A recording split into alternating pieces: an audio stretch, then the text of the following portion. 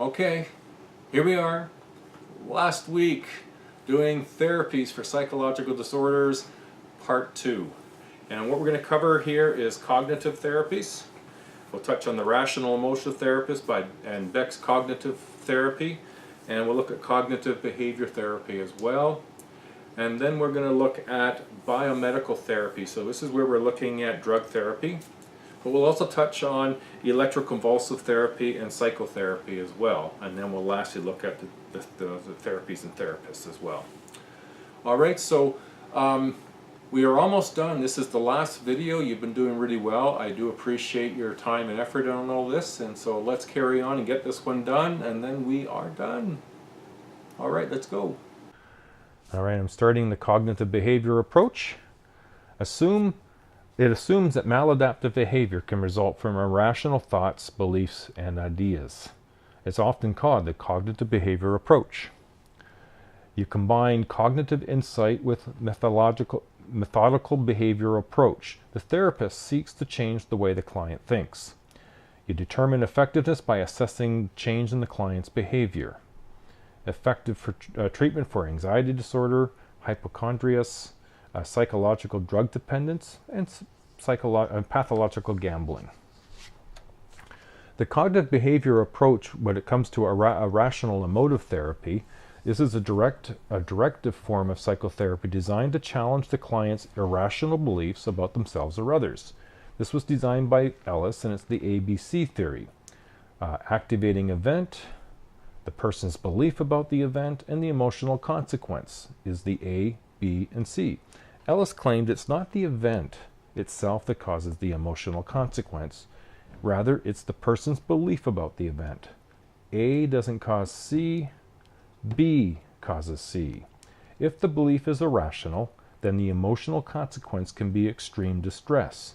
Ellis believed that clients don't benefit from warm, supportive therapeutic approaches that don't address the irrational thoughts that underlie the problem.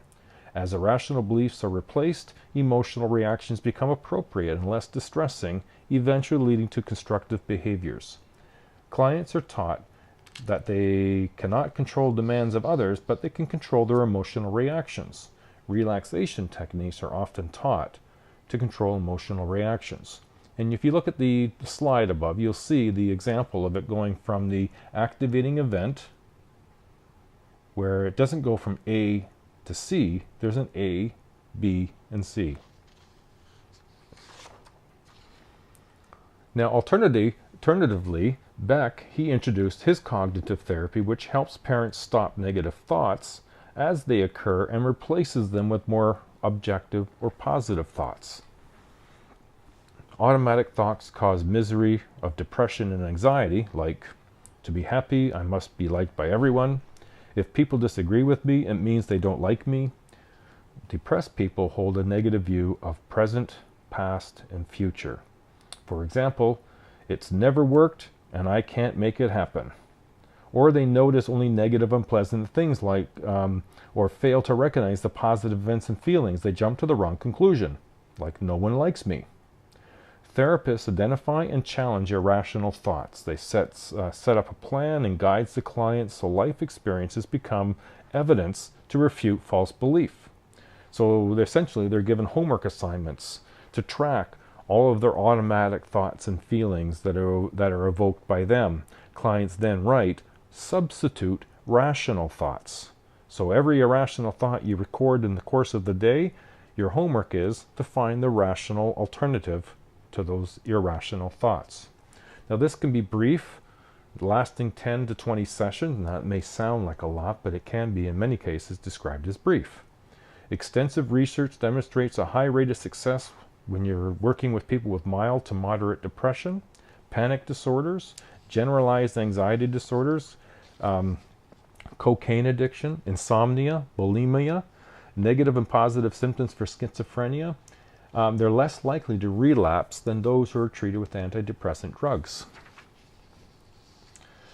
Now we're going to jump into the biomedical therapies, drug therapy, if you will. Therapies based on the assumption that psychological disorders are symptoms of underlying physical problems, including This includes drug therapy, electroconvulsive therapy, and psychosurgery. Millions of people take medications for psychological problems. Now, drug therapy can include antipsychotic drugs, drugs used to control severe psychotic symptoms, delusions, hallucinations, disorganized speech and behavior.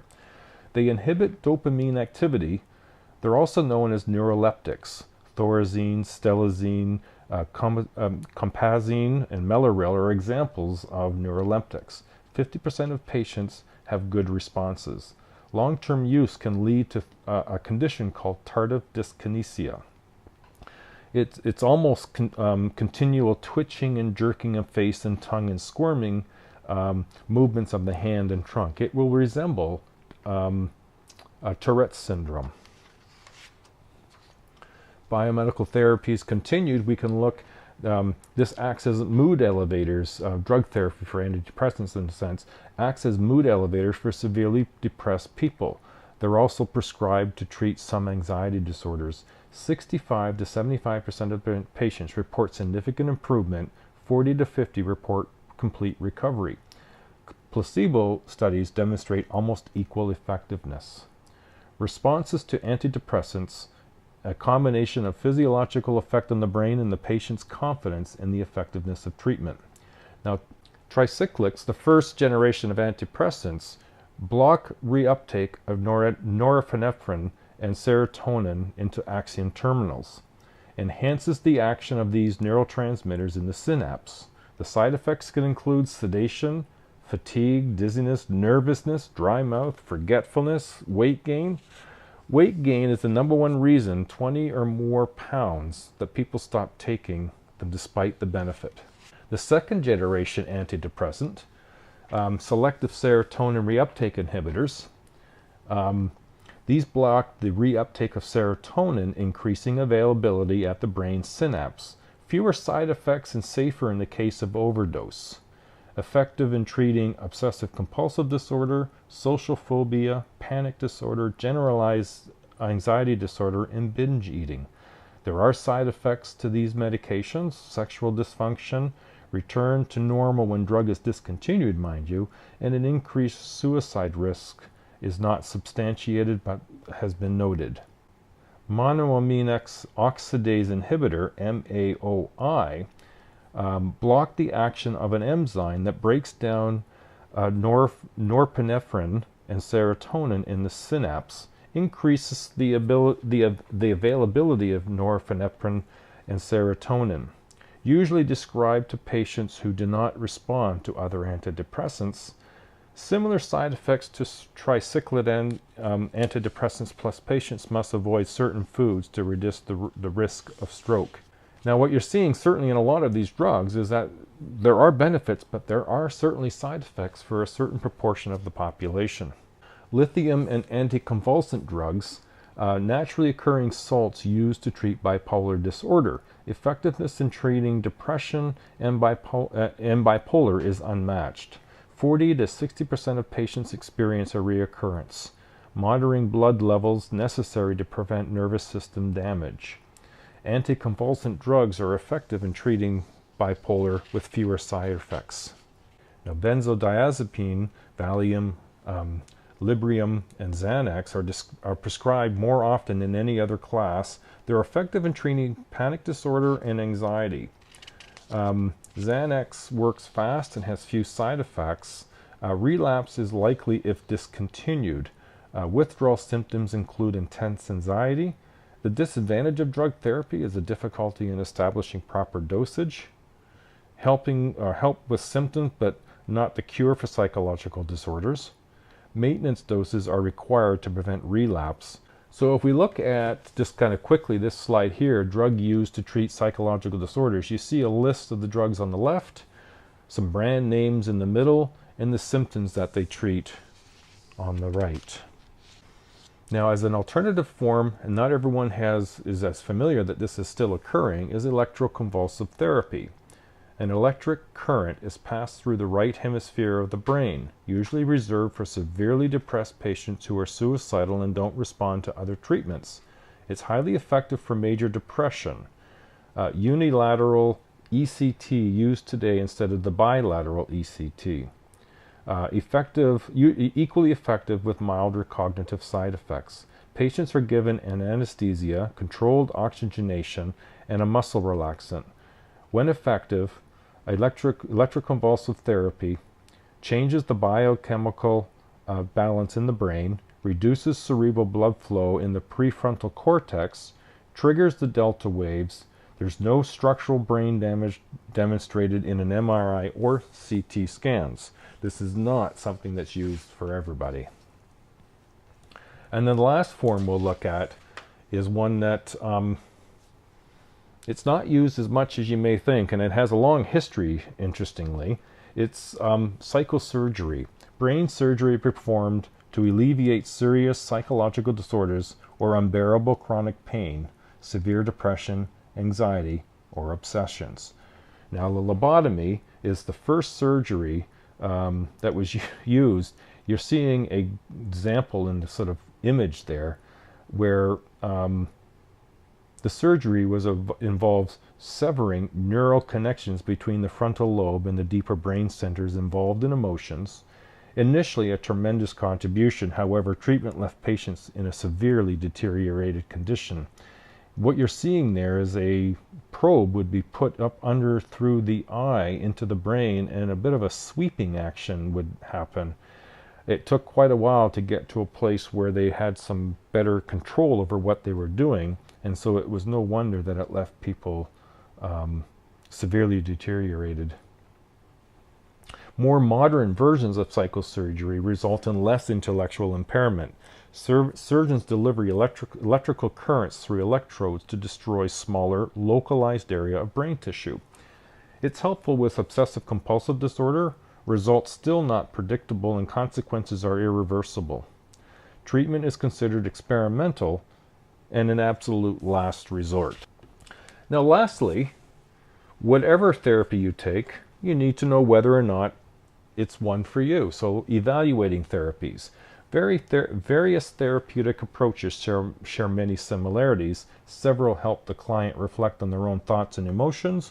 Most therapists use a set of core techniques regardless of perspective. Specific elements distinguish therapeutic approaches from one another.